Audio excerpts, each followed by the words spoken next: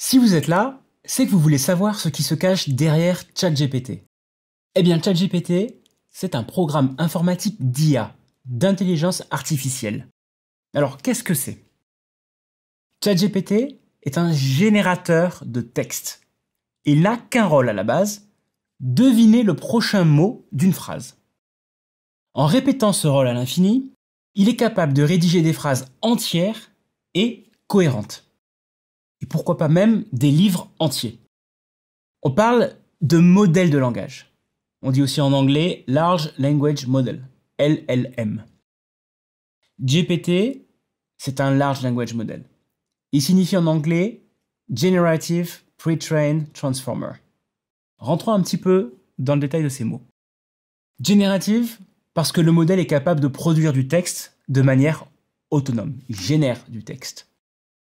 Pre-trained, ça veut dire qu'en fait ce modèle, cette IA, a été formé à l'avance en lisant une très grande quantité de contenu. On l'a entraîné en lui faisant lire des milliards de livres et de pages web de toutes sortes. C'est ce qui permet de donner à l'IA une forme de culture générale. Et le dernier terme, transformer, fait référence lui à l'algorithme, une technologie avancée d'IA. L'idée de base, c'est qu'elle permet au modèle de mieux comprendre le contexte et la structure du langage humain. Par exemple, dans la phrase « Après avoir été au parc, Marion réalise qu'elle a oublié son sac », la technologie Transformer permet au modèle de comprendre que le pronom « elle » est lié à Marion, même si ces deux termes sont séparés par plusieurs mots. Ça ressemblerait pas à de la magie tout ça? Non, il n'y a rien de magique justement. Il s'agit juste d'un programme conçu pour écrire et assembler des mots. Ça fait des années qu'on parle d'intelligence artificielle. Qu'est-ce qui a soudainement changé? Au fil des années, les développeurs sont parvenus à créer des IA de plus en plus intelligentes, et ChatGPT a été une révélation pour beaucoup. On parle même de révolution technologique.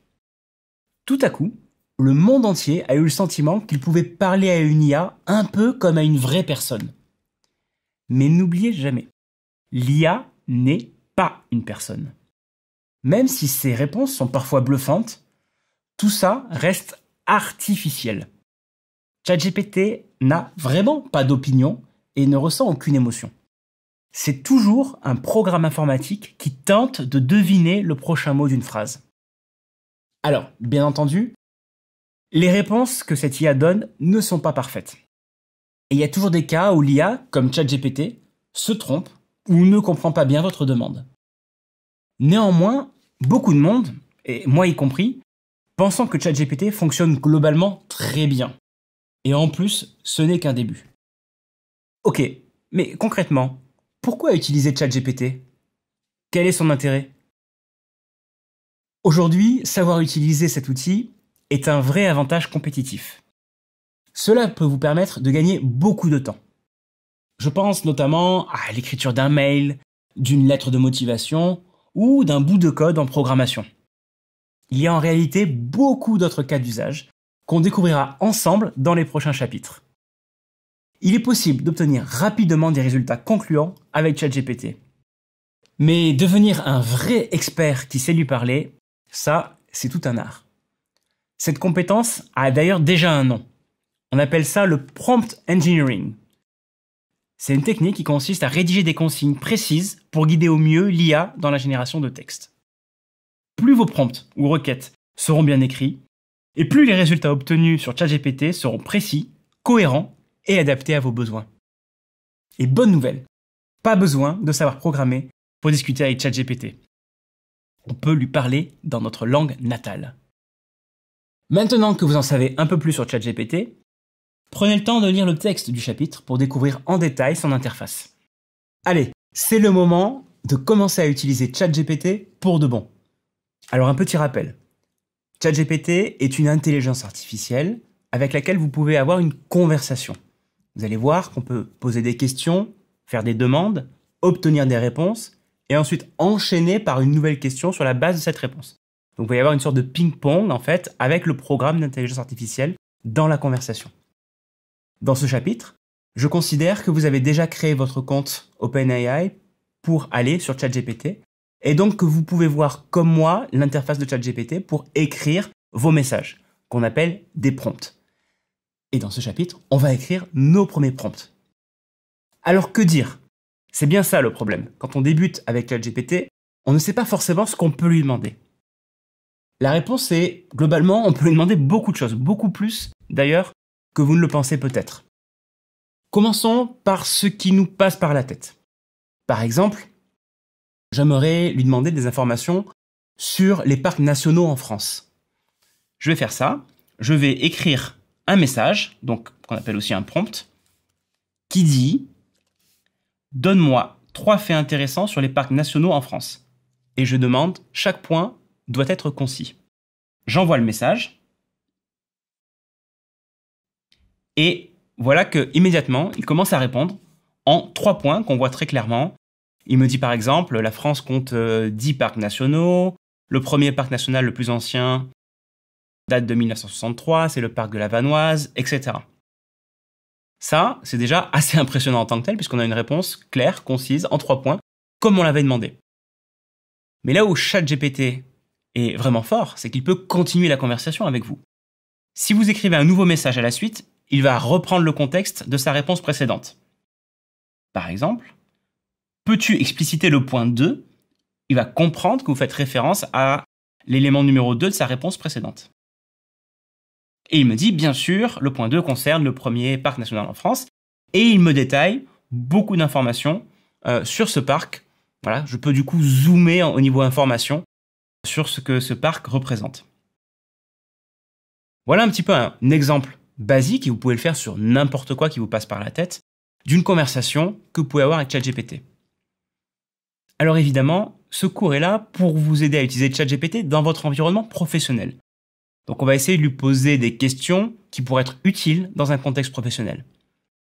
Imaginons par exemple que je souhaite encourager mon entreprise à adopter des actions en faveur de l'écologie.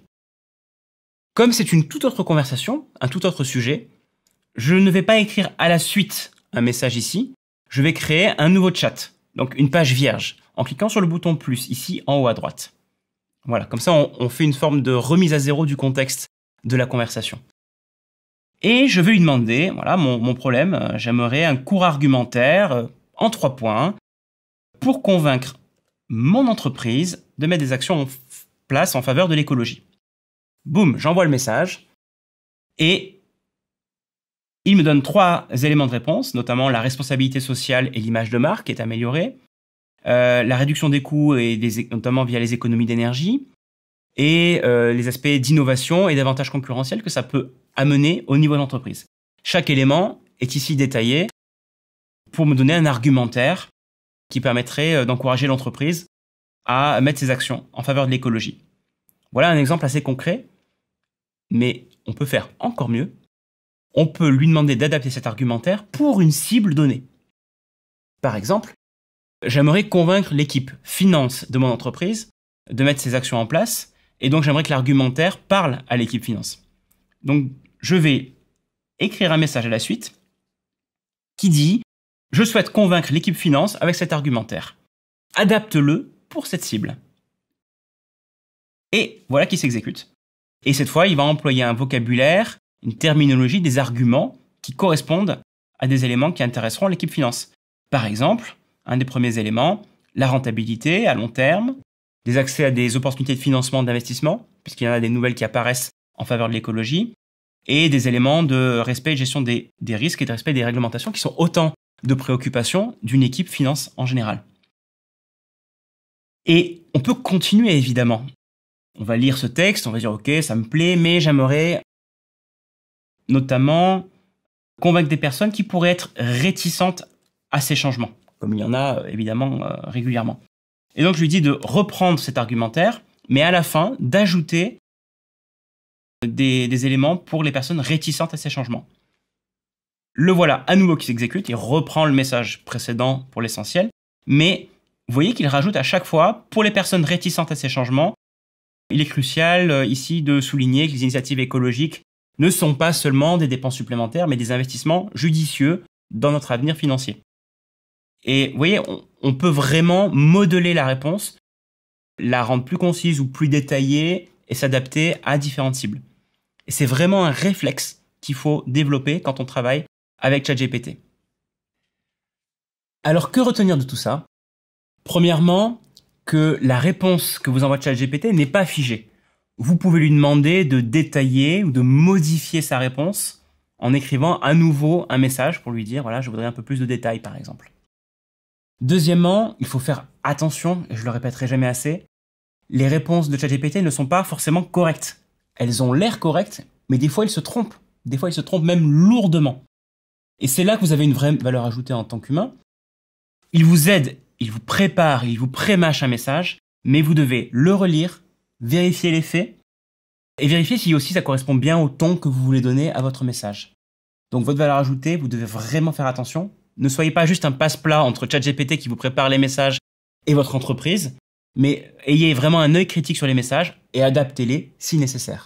Aujourd'hui, l'intelligence artificielle, comme ChatGPT, fait partie de nos vies. Et comme on l'a vu, elle peut s'avérer très utile dans le cadre professionnel. Néanmoins, il faut éviter de tomber dans le piège de la fascination et apprendre à l'utiliser en connaissant ses limites et ses risques. Et pour ça, laissez-moi vous donner quelques exemples concrets. Je vous donnerai aussi des conseils pour vous aider à prévenir ces risques. Commençons. ChatGPT soulève d'abord plusieurs questions liées à l'environnement, la dépendance à la technologie, la confidentialité des données, la discrimination et la véracité de l'information. Rien que ça. Ça ne couvre pas 100% des risques, mais c'est, je pense, déjà un bon point de départ pour discuter de tout cela. On va commencer par la question de l'environnement. ChatGPT demande d'importantes ressources énergétiques pour son fonctionnement. Je pense surtout à la consommation électrique. Il faut beaucoup de serveurs. Ce besoin en énergie, s'il n'est pas bien géré sur le long terme, continuera d'impacter le climat. Alors, il y a quand même une bonne nouvelle, c'est qu'avec le temps, ChatGPT et l'IA auront tendance à devenir moins gourmands en énergie. Néanmoins, il faut rester prudent et l'utiliser à bon escient, sans en abuser. L'utilisation croissante de cet outil comporte un deuxième risque. C'est celui de renforcer notre dépendance à la technologie et donc de compromettre notre autonomie de pensée et d'action. Ok, mais du coup, la solution, ça serait de ne pas l'utiliser? Non, j'ai pas dit ça. Pas besoin d'être aussi radical. Pour éviter ça, essayez de maintenir l'équilibre entre votre propre développement personnel et ce que vous apporte ChatGPT. L'IA peut vous aider à gagner en efficacité, mais elle ne devrait pas remplacer entièrement votre contribution personnelle et créative. L'IA, donc, ne doit pas guider entièrement vos actions. Gardez toujours un esprit critique. Le troisième enjeu, c'est celui de la confidentialité des données. ChatGPT est un outil qui reçoit et traite des informations personnelles, voire confidentielles. Et à moins que vous ne vous y opposiez, vos messages pourraient servir à entraîner l'IA pour qu'elle devienne meilleure à l'avenir. Veillez donc à ne pas partager des informations sensibles, comme des numéros de téléphone ou des mots de passe. Certains l'ont déjà fait et ont eu des mauvaises surprises. Passons maintenant à la question des biais et au risque de discrimination. ChatGPT se base sur du contenu existant. Son contenu est nourri par toutes sortes de biais liés à la religion ou au genre, par exemple. Il est possible que vous retrouviez dans les réponses certains de ces biais. Soyez donc attentifs et toujours relisez le texte. Ça évitera tout préjugé non intentionnel. Le dernier point dont j'aimerais vous parler, c'est celui de l'inexactitude de l'information générée par ChatGPT. Il arrive parfois, et même assez souvent en fait, qu'il invente de fausses réponses. C'est involontaire de sa part. Mais c'est aussi un très bon menteur. Et ça peut poser de vrais problèmes si vous ne faites pas attention. Dans ces cas-là, on dit que l'IA hallucine des réponses. En fait, l'IA, ChatGPT, n'a pas été entraînée à donner la vérité. C'est pas son rôle. L'IA a été entraînée pour créer des phrases cohérentes ou des phrases qui ont l'air exactes. Et encore une fois, je vous conseille de bien relire le texte généré avant de l'utiliser. Et prenez le temps de confronter ces idées avec les vôtres ou avec celles que vous pourriez lire dans un article ou un autre site web externe. Il est important de noter que vous pouvez agir sur ces risques en utilisant ChatGPT de façon responsable. Dans le texte du chapitre, je vais me concentrer sur les 3 derniers risques liés à ChatGPT. Confidentialité des données, biais et discrimination, et hallucination. ChatGPT est un générateur de texte. C'est l'une de ses fonctions de base. Dans cette vidéo, je vais vous montrer comment il est capable de générer des textes à notre demande. Et plus particulièrement, je vais vous apprendre à rédiger des prompts structurés pour que dans sa réponse, il suive la structure que vous lui avez demandé. Il y a plusieurs avantages à utiliser un prompt structuré. D'abord, ça lui permet d'avoir une compréhension claire de ce que vous demandez. Ensuite, ça évite des ambiguïtés, parce que parfois il pourrait interpréter un mot d'une autre façon et répondre parfois à côté de la plaque. Et puis, globalement, ça vous permet de garder une certaine cohérence dans les réponses par rapport à ce que vous attendez. Pour illustrer ce que je viens de dire, je vais vous prendre un exemple. Imaginons que je sois un enseignant et que je souhaite montrer à mes élèves comment faire des fiches de lecture. Je vais d'abord faire un premier prompt peu structuré. Je vais lui demander de rédiger une fiche de lecture sur un livre. Et je ne vais pas lui donner plus d'instructions que ça. On va voir déjà ce qu'il me répond. Et ensuite, je vous ferai un deuxième prompt, cette fois en donnant vraiment un cadre à l'IA, à ChatGPT, et on verra qu'il va suivre la structure que je lui ai demandé. Donc commençons par la version non structurée. Je donne juste un peu de contexte. Je lui dis, je suis enseignant et je veux montrer à mes élèves des fiches de lecture. Tu peux en rédiger une sur le livre To Kill a Mockingbird de Harper Lee. Et voilà, qu'il s'exécute, il me rappelle le titre, l'auteur, l'année de publication, un résumé, une analyse, des choses qu'on peut trouver généralement dans une fiche de lecture. Ok. Comme vous le voyez à l'écran, il a commencé à rédiger, mais il n'a pas complètement terminé, d'ailleurs, parce que ChatGPT est limité en nombre de mots dans ses réponses. Donc si vous voulez la suite de la réponse, vous avez la possibilité de continuer la réponse en appuyant sur ce petit bouton ici. Voilà. Donc pas hésiter à le faire si jamais vous voyez que la réponse a été coupée. Et donc on a une espèce de fiche de lecture, mais qui est assez basique, avec un résumé, une analyse. En réalité, moi, j'aimerais que la fiche de lecture suive une structure particulière. Donc je vais changer mon message. Je vais faire un prompt beaucoup plus long que j'ai préparé ici. Et vous allez voir que ça change complètement les choses. Je lui dis toujours que je suis enseignant et que je souhaite montrer à mes élèves différents types de fiches de lecture. Et je voudrais qu'ils suivent la structure. Information sur le livre, titre, auteur, date, genre. Un résumé de l'histoire, et je veux qu'en quelques phrases, il me donne un résumé. Une analyse des personnages principaux. Une analyse des thèmes principaux, etc. Et avec cette demande, qui est donc beaucoup plus conséquente que la précédente, il va scrupuleusement respecter la structure, avec un résumé, une analyse des personnages principaux, des thèmes principaux. Et comme vous voyez, la réponse qui était un peu longue a été coupée, donc je vais à nouveau cliquer sur ce bouton pour continuer la réponse. Voilà. Donc voilà un aperçu justement d'un prompt structuré qui permet de demander à la machine de générer un texte, mais en suivant vraiment un cadre. Ça prend plus de temps à rédiger, mais la réponse est généralement beaucoup plus satisfaisante. Alors, toujours dans un contexte professionnel, on va lui demander maintenant de faire quelque chose de complètement différent. Donc, c'est un nouveau chat. Donc, je vais écrire sur une page vierge en cliquant sur le bouton plus pour créer un nouveau chat. Et cette fois, je vais lui demander d'écrire un article sur le domaine de l'intelligence artificielle en suivant une structure que je vais lui donner. Voici la structure que je lui demande. Donc, un article sur l'intelligence artificielle avec une intro, quelques éléments de contexte, une première section sur une définition de l'intelligence artificielle et une deuxième section sur les objectifs, puis une conclusion concise. J'envoie le message et comme vous le voyez, il suit scrupuleusement cette structure. Voilà un petit peu l'exemple de texte qu'on peut générer qui respecte ma demande d'origine avec toutes les sections que j'avais besoin de lire.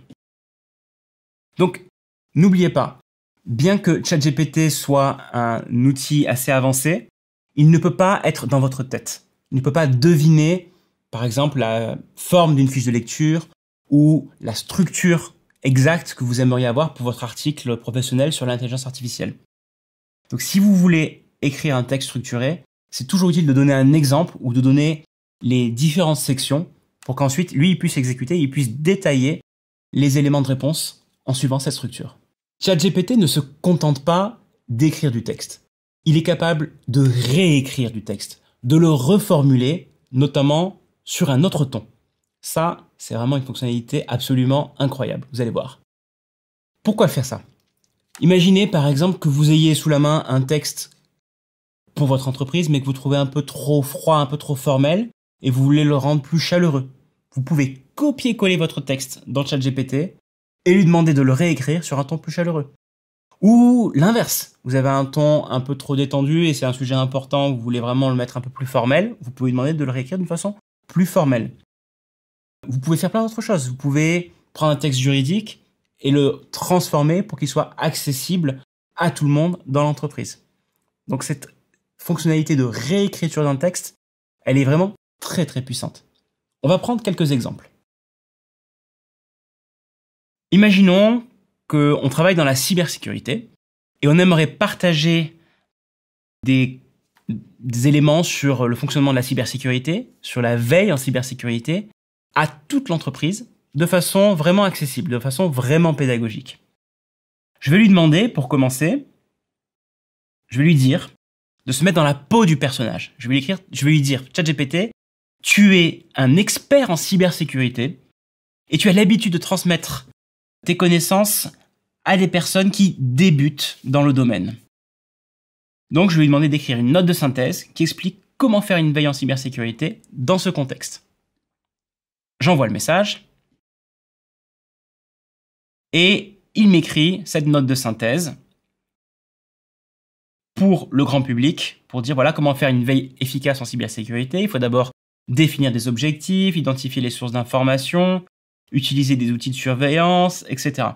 Voilà. Ça se veut relativement accessible, mais ça reste quand même encore peut-être un petit peu complexe dans le contexte d'une entreprise. Tout le monde ne connaît pas la cybersécurité. Donc, suite à cette réponse, je vais lui demander de me faire une nouvelle réponse, va le réécrire, mais cette fois sur un ton humoristique, pour que ce soit un peu plus accessible et un peu plus léger finalement. Donc je lui écris, modifie ce texte pour présenter ce sujet sur un ton humoristique.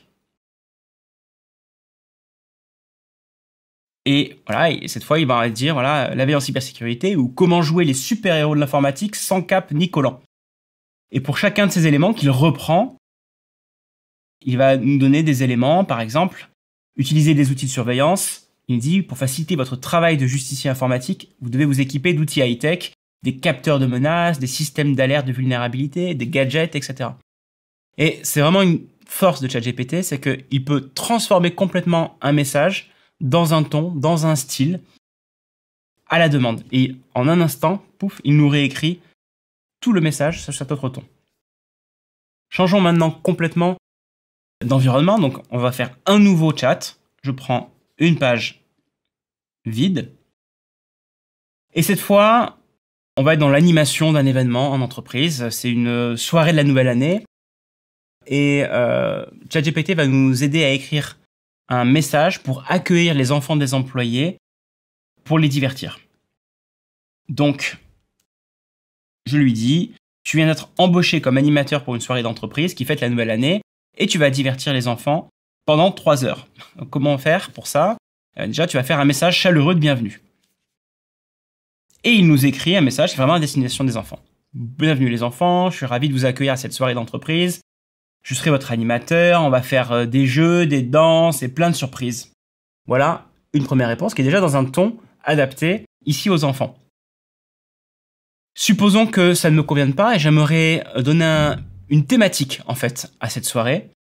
Je vais lui demander de réécrire ce texte, mais cette fois en employant un ton magique et féerique.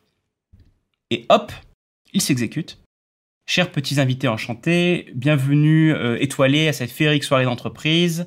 Nous allons nous plonger dans un monde enchanté où les jeux de danse, les danses enchantent, etc. Voilà comment il réécrit un message en changeant complètement de contexte sur cet univers-là. Je pourrais le faire sur un univers fantastique, médiéval, etc. Peu importe, je lui demande de réécrire et il s'exécute. Nous venons donc de voir que ChatGPT est capable d'écrire des messages dans différents tons et dans différents styles. Il est capable de se mettre dans la peau d'un personnage. Et d'ailleurs, dans vos instructions, vous pouvez lui dire, par exemple, tu es un animateur d'une soirée. Il est capable aussi de réécrire un message dans un autre ton. Quoi que vous fassiez dans tous les cas, si vous allez réutiliser ce message-là, vérifiez, relisez-le, parce que c'est vous qui allez porter ce message, donc il faut évidemment que ça colle à votre style. ChatGPT est capable de résumer ou de développer un texte existant. C'est ce qu'on va découvrir dans ce chapitre. On va faire les deux cas d'usage, le cas de résumé et le cas d'augmentation d'un texte. Commençons à essayer par exemple de lui faire développer un paragraphe. Je vais lui copier-coller un paragraphe sur la thématique de la classe virtuelle et je vais lui demander de transformer ça en 4 paragraphes. Voici les instructions que je lui donne. Je lui dis « Crée 4 paragraphes à partir de ce paragraphe sur la classe virtuelle et concentre-toi sur les avantages et inconvénients. » Et ensuite, j'ai copié-collé un texte que j'ai trouvé sur Internet sur la classe virtuelle. Et voilà, donc c'est la base de ce paragraphe. Il me transforme ça en plusieurs paragraphes. Et comme vous voyez, je lui ai demandé 4 paragraphes et il m'a fait seulement 3 paragraphes.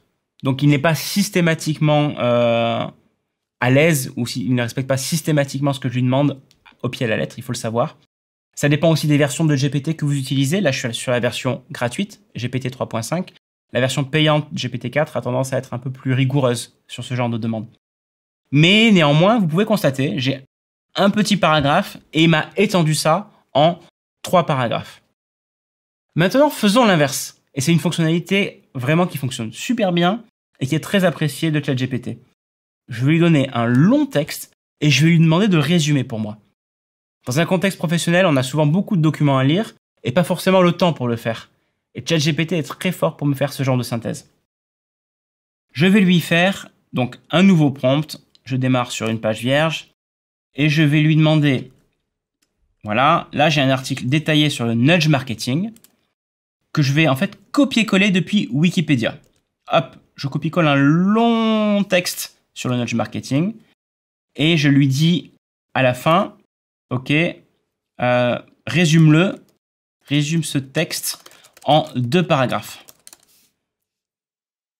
Hop, il absorbe tout le texte que j'ai copié-collé de Wikipédia et il m'en fait une version synthétisée que vous voyez qui est quand même beaucoup plus courte. Et donc si j'ai pas beaucoup de temps et que je veux savoir ce qu'est le nudge marketing, finalement je n'ai plus qu'à lire cette réponse synthétisée et en général elle est vraiment de très bonne qualité. Supposons qu'elle soit quand même trop longue, je lui dis ok, sois encore plus concis dans ton résumé. Et il va s'exécuter et me faire une version plus concise de ce résumé-là qui tient cette fois sur 4-5 lignes.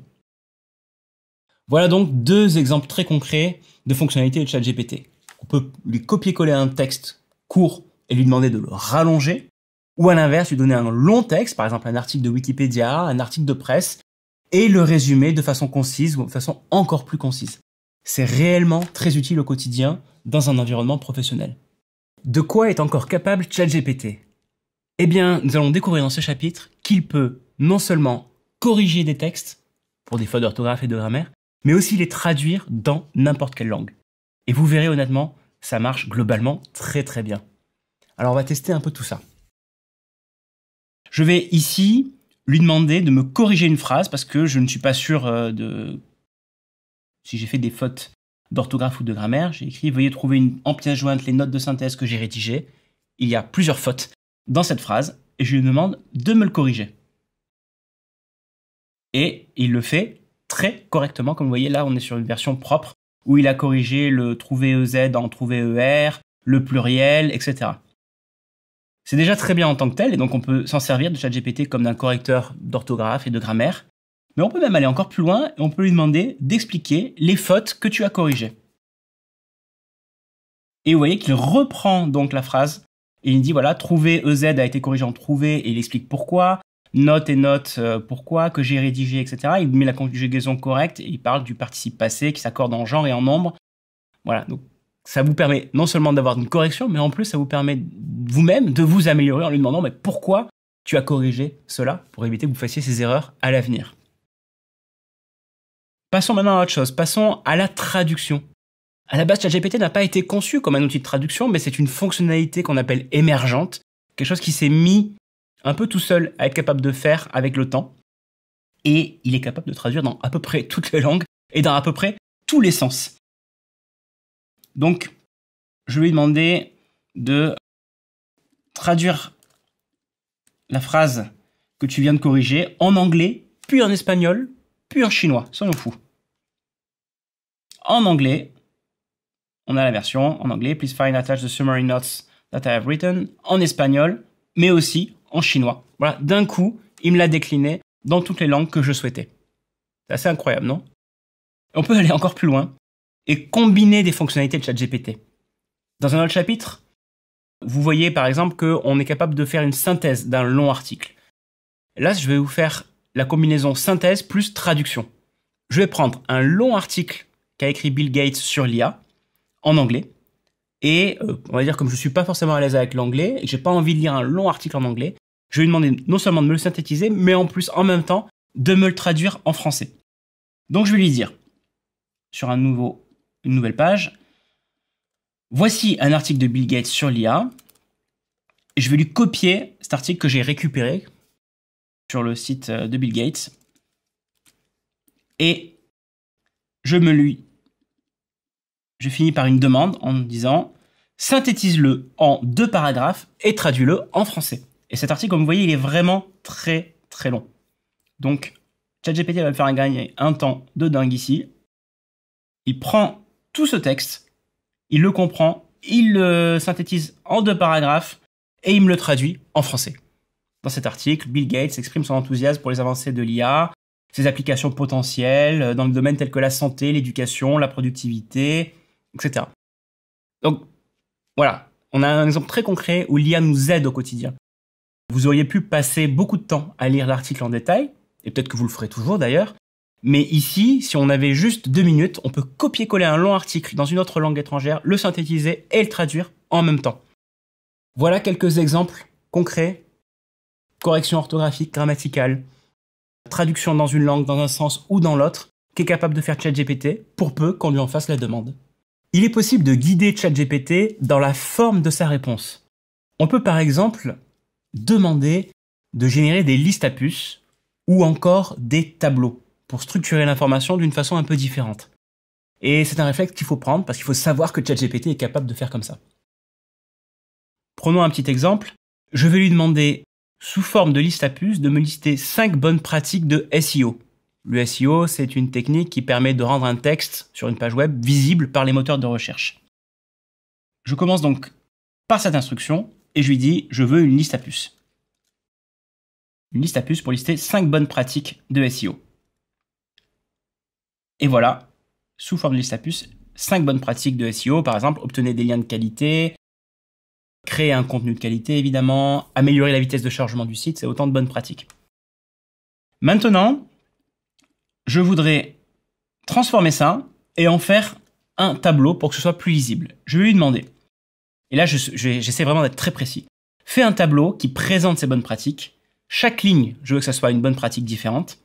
Et ensuite, c'est décliné en plusieurs colonnes. Je veux le nom de la bonne pratique, une description détaillée, et pourquoi pas une dernière colonne qui présente un effort, faible, moyen ou élevé. Je lance ça.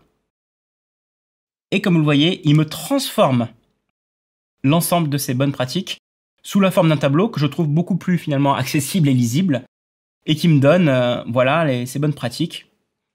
Utilisation de mots-clés pertinents, optimisation des balises méta, création d'un contenu de qualité, avec une description détaillée à chaque fois, et un effort moyen, faible ou élevé à la demande.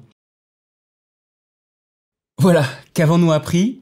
Eh bien que ChatGPT est capable de changer la forme de sa réponse si on prend le soin de lui en faire la demande. Je lui ai demandé par exemple de faire une réponse sous forme de liste à puces, il s'est exécuté. J'ai voulu transformer cette liste à puces en tableau avec des colonnes précises, avec des informations supplémentaires, il s'est exécuté. Et comme vous le voyez, plus on prend soin de notre prompt, notre demande, meilleure est la qualité de la réponse de ChatGPT. ChatGPT est à la base un outil qui génère du texte. Alors je sais qu'il y a souvent débat pour savoir si l'IA peut vraiment être créative. Mais dans la pratique, je l'ai trouvé vraiment d'une grande aide pour m'aider dans mes sessions de brainstorming. On va voir quelques exemples où justement on lui fait brainstormer des idées. Ici, on va imaginer que je veux organiser avec mon équipe une soirée escape game et je lui demande de me générer un scénario sur un thème donné. Donc là, je lui dis, voilà, on va faire un escape game sur une enquête policière dans le New York des années 40 avec un personnage principal qui est une détective privée qui s'appelle Anna. Et il me met le titre, le contexte et le scénario de l'escape game. Ce qui est déjà quand même pas mal en quelques secondes de me générer ce genre de choses. Et là, il m'a donné un titre, par exemple, c'est Le mystère du diamant perdu. Et je peux lui demander de proposer plusieurs titres possibles pour ce jeu, donc de me laisser choisir finalement le titre qui me convient le mieux. Et voilà, en quelques secondes, j'ai le choix, j'ai plus qu'à choisir finalement, entre une dizaine de titres, Le mystère du diamant perdu, Enquête à Manhattan, ou Anna détective privée, Le vol du siècle, Intrigue à Times Square, L'énigme du diamant perdu, etc. Donc n'hésitez pas à demander à ChatGPT de proposer plusieurs options, parce qu'il a beaucoup d'idées, et après c'est à vous de choisir celle qui vous convient le mieux, ou de les réassembler entre elles par exemple. Je peux aussi lui demander d'être un peu créatif derrière, et lui demander de dresser le profil d'Anna en quelques mots, et de deux autres personnages qui seraient ses coéquipiers. Et là, voilà, hop, on a différents personnages, Anna, Jack et Lily, l'archéologue. Voilà un petit peu le genre de choses où on peut brainstormer et en quelques instants avoir des éléments concrets. Voilà, on vient de voir en quelques instants ChatGPT comme une aide au brainstorming. Alors chacun aura son opinion pour savoir si l'IA a été vraiment créative, mais en tout cas, ce qui est clair, c'est que ça peut stimuler notre créativité à nous en tant qu'humains, en proposant différentes pistes, et après c'est à nous de choisir celle qui nous convient le mieux. Ici, on a vu par exemple différents titres pour le nom d'un escape game. Vous pourriez aussi lui demander des idées de titres pour un produit ou pour un nom de campagne pour le lancement de ce produit. C'est autant de choses où vraiment je trouve qu'au quotidien, c'est un acolyte qui vous aide à aller plus loin dans votre propre créativité. Nous allons maintenant découvrir une fonctionnalité avancée de ChatGPT. Nous allons le faire raisonner sur des problèmes. Et nous allons notamment lui montrer que nous pouvons raisonner étape par étape pour obtenir des résultats de meilleure qualité. Ces notions de raisonnement sont des fonctionnalités assez avancées et donc qui vont en général mieux marcher avec les dernières versions de GPT. On va le voir ici, sur la version gratuite de ChatGPT, qui utilise la version 3.5 de GPT, la qualité de la réponse n'est en général pas très bonne. Donc je vais ici utiliser la version payante de ChatGPT qui me donne accès à GPT-4, la version la plus récente, qui donne en général des réponses de meilleure qualité. Vous pouvez, si vous le souhaitez, vous abonner à ChatGPT+, comme c'est le cas ici pour moi, pour avoir accès à cette version de GPT-4. Si vous le faites, vous aurez donc accès à GPT-4 avec plusieurs options. Par défaut, juste une conversation normale avec ChatGPT comme on a toujours fait jusqu'ici. Mais vous avez aussi la possibilité d'activer la navigation avec Bing, où là, il va effectuer des recherches sur Internet pour récupérer des résultats de pages web récentes et travailler dessus. Ou encore, d'utiliser des plugins qui ajoutent des fonctionnalités à ChatGPT. Ici, on va se contenter de la fonction par défaut, GPT-4. Et on va lui demander un problème assez complexe qui va détailler étape par étape. Je vais lui poser une question qui est d'ailleurs une question qui a été souvent posée en entretien chez Google. Quand vous voulez postuler pour un poste chez Google, combien de balles de golf peut-on faire tenir dans un Airbus A380 ? Et l'élément clé que je rajoute ici à la fin, c'est détaille ton calcul étape par étape. En faisant ça, il va nous expliquer comment il raisonne et son raisonnement à lui sera d'ailleurs de meilleure qualité. Alors sur le modèle GPT-4, la réponse est en général donc de meilleure qualité, mais par contre elle est un peu plus lente à obtenir. Et comme vous le voyez, il nous fait les différentes étapes. D'abord, il nous donne le volume d'une balle de golf, il calcule avec la formule mathématique le volume d'une balle de golf, le volume d'un Airbus A380, il essaye de l'estimer sur les informations dont il dispose. Et ensuite, il continue dans les étapes de son raisonnement. Après quelques instants, on voit qu'il a calculé donc le volume d'une balle de golf tout seul, le volume de l'Airbus, et il a fait une division pour voir combien il pouvait en théorie faire empiler de balles de golf au sein de cet Airbus. Et il a rajouté un autre élément dans le raisonnement. Il a dit attention, si on les emboîte aussi étroitement que possible, les sphères, elles peuvent pas prendre tout l'espace parce qu'il y a forcément des trous entre les balles. Et donc il prend 74% de l'espace. Et à la fin, aboutit à une réponse d'environ 49 millions de balles de golf au sein d'un Airbus qu'on peut faire tenir. ChatGPT n'est donc pas qu'un simple générateur de texte. Avec les versions avancées de ChatGPT, notamment GPT-4 qui est disponible dans la version payante, il peut faire des raisonnements complexes. Encore faut-il lui poser la question et l'inviter à détailler son raisonnement étape par étape comme je l'ai fait. Qu'on appelle d'ailleurs en anglais le Chain of Thought Reasoning. Et ça lui permet non seulement de mieux calculer et d'avoir un résultat plus correct, mais en plus nous, en tant que lecteurs, on comprend mieux comment il est arrivé à ce résultat. Alors pour le cas des balles de golf dans l'Airbus A380, je ne sais pas si ChatGPT aurait réellement eu son job chez Google, mais en tout cas des chercheurs ont essayé de lui poser des examens ici d'informatique quantique pour voir des questions assez complexes en réalité s'il était capable de faire ce raisonnement. Et les résultats ont été vraiment très bons et vraiment très surprenants. Il a réussi à passer l'examen. Mais c'est uniquement dans la version la plus récente, GPT-4, qu'on a pu obtenir ce type de résultat.